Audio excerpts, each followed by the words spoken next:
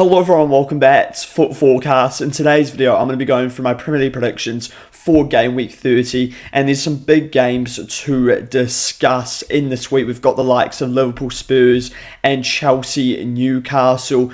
But let's start off with Burnley at home to Bournemouth.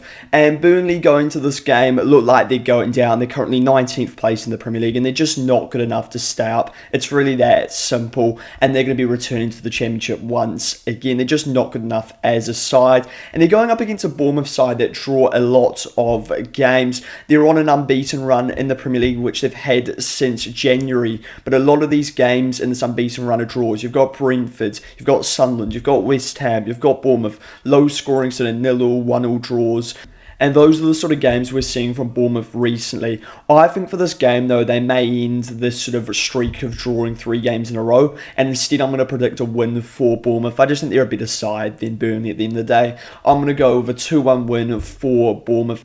And I think Ryan scores because he's been good so far for Bournemouth since coming in from Brazil. Then we're on to the next game, which is between Sunderland and Brighton. And I'll say this every time about Brighton. Brighton are just a hard side to predict in terms of results, and they pick up points in games which you don't expect. For example, the away game at Brentford, but then they often drop points at games where you're like, how have they done this? That should have been a simple win. So it makes it difficult to predict Brighton results. Looking at Sunderland have had a very good season and they are safe in the Premier League. It's really that simple. They're not going to be dragged into a relegation battle at all, and it's more about could they even push Europe for Sunderland.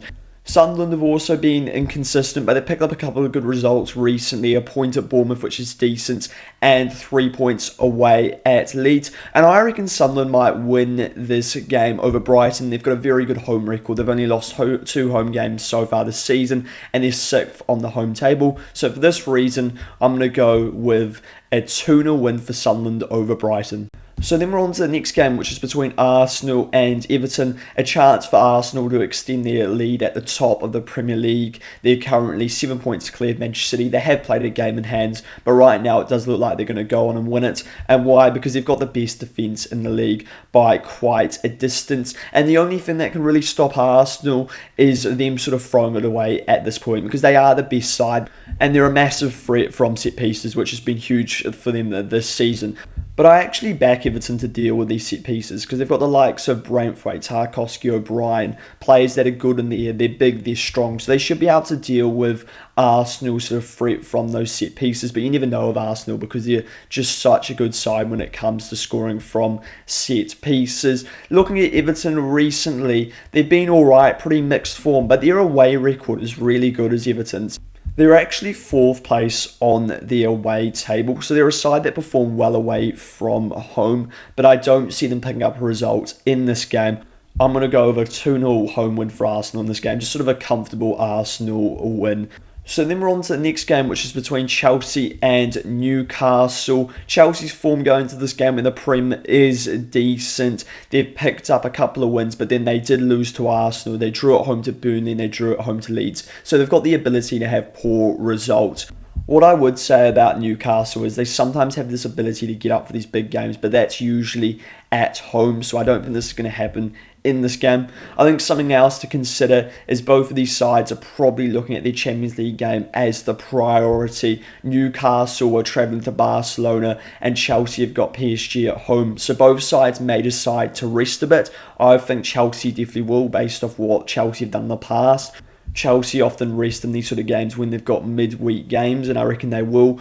I think Newcastle will as well, because I think their priority is to try go through against Barcelona. So I think we'll see some different lineups for this game, but I am going to still go with the Chelsea win. I'm going to go with a 3-1 win for Chelsea against Newcastle. I think it could be quite convincing in this game. So then we're on to the next game, which is between West Ham and Manchester City. And this could be a challenging game for Manchester City because West Ham are going to this game in good form right now. They just went through in the cup game against Brentford. They picked up a really good win away at Fulham. They picked up a decent point at home to Bournemouth. And overall, they're just playing a lot better right now. West Ham, they're not the sort of side that they were at the start of the season where they were so poor And there is some quality in their side. They've got the likes of Mateus Fernandes, Jarrod Bowen, Cristante Somerville, players that are performing really well right now, especially Somerville. Looking at Manchester City, City should still win this game though, because they're in the better form despite West Ham improving. They're the better side, they're second place in the league, and they need to win this sort of game to stay in the title race. What could potentially stop City getting 3 points in this game as well is they may decide to rest because they may prioritise the second leg against Real Madrid. But I think Guardiola will go reasonably strong, and I think he'll be good enough to beat this West Ham side. So for this reason, I'm going to go with a 2-1 away win for City. I think it's going to be challenging though, because West Ham are playing well right now and they're fighting for every point. So then we're on to the next game, which is between Crystal Palace and Leeds United. Crystal Palace are 13th place in the Premier League and Leeds are in 15th. Leeds are only though 3 points above the relegation zone, so they need a couple of results to ensure that they do survive. I do expect Leeds to survive because I think they're one of the better sides in this relegation battle, and they've definitely improved since the change in formation. Have Leeds?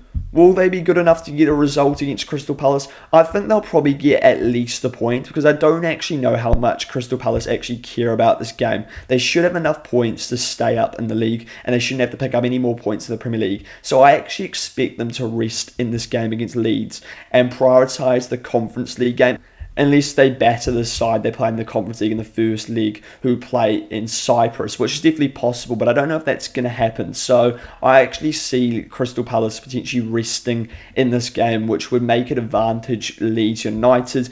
And Leeds are just a difficult side to beat, and I actually think they'll get at least a point in this game. In fact, I think Leeds United will get 3 points in this game against Crystal Palace, a crucial 3 points in terms of getting themselves further away from the relegation battle.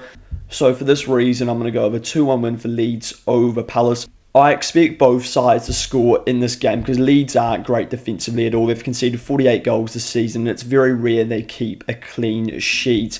And Crystal Palace defensively aren't a great side, and it's also very rare that Leeds don't score. I know they didn't score in their last 2 Premier League games going into this, but that's a very rare occurrence for a side like Leeds. So that's what I'm most convinced about for this game. So then we're on to the next game, which is between Manchester United and Villa. This looks like a good game, but I definitely consider United the favourites. They're in the better form going into this game. Villa is struggling right now, and they're just very unconvincing. They've just recently lost to Wolves and Chelsea. Looking at United, they did lose to Newcastle, but before that they picked up 3 wins in their last 4 games. And they're also only playing 1 game a week, unlike Villa, who are going to be in Europe before this game, which should help United in this game over Villa. And Villa have quite a few midfield injuries, which has been affecting them a lot, with the likes of Kamara, Tielemans and McGinn out. They've also got Matty Cash out, which is a loss at fullback. United do also have some injuries with the likes of De Ligt and Martinez, also Dorgu's out. But United have been decent without them, so I think they should be fine in this game. So for this reason, I'm going to go over 2-0 win for Manchester United over Villa. Villa have been struggling going forward recently, so I don't expect them to score in this game. They've only scored 4 goals in their last 5 games.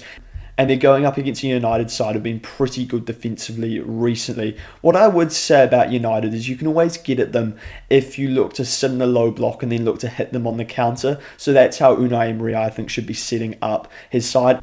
If he does that, then Villa definitely have a chance, because I think that's United's weakness against low blocks, and the stats do prove this. Then we're on to the next game, which is between Nottingham Forest and Fulham. This looks like a good opportunity, actually, for Forest to pick up some points in this game. One concern for Forest is they are in Europe before this game at home to Fulham.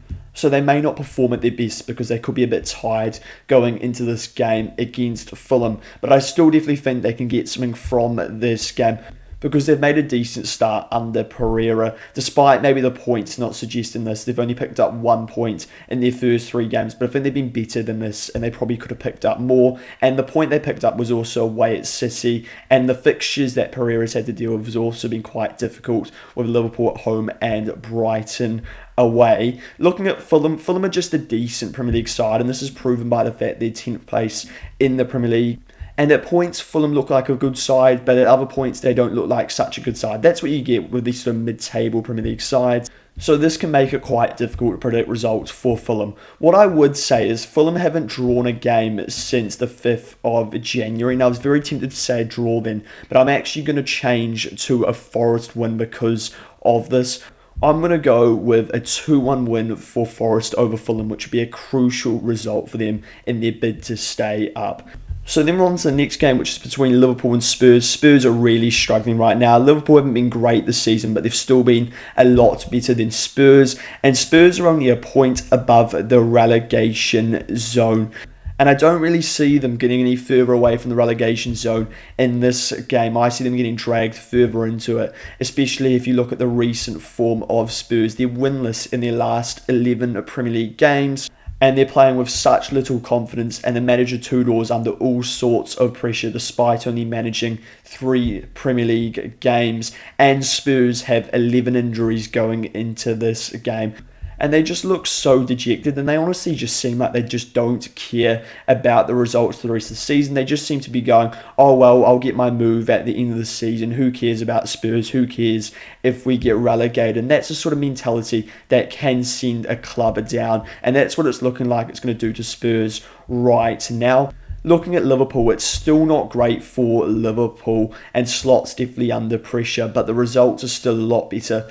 Liverpool are still managing to pick up wins in the league right now, and they're currently in 6th place, and this is a game they definitely got to look at and say, we have to win this game against Spurs to push into the Champions League positions, which they're expected to do at an absolute minimum by the end of the season. And I do expect Liverpool to win this game. Liverpool have got a great record over Spurs at Anfield, and for this reason, I'm going to go with a 3-1 win for Liverpool over Spurs, but it honestly could be more goals of how poor Spurs are defensively.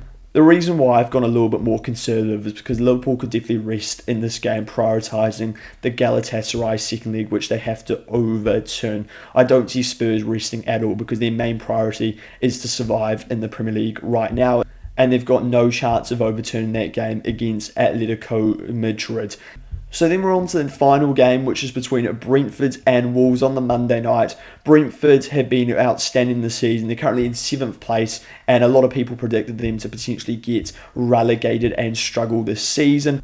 Looking at Wolves, they are actually in the relegation zone in 20th place, and it looks incredibly likely that they will be in the Championship next season. There's been a little bit of hope, though, for Wolves recently, picking up 2 results at home against Liverpool and Villa, but I still think there's absolutely no chance of them staying up, and I think all their fans know they're not going to stay in the division.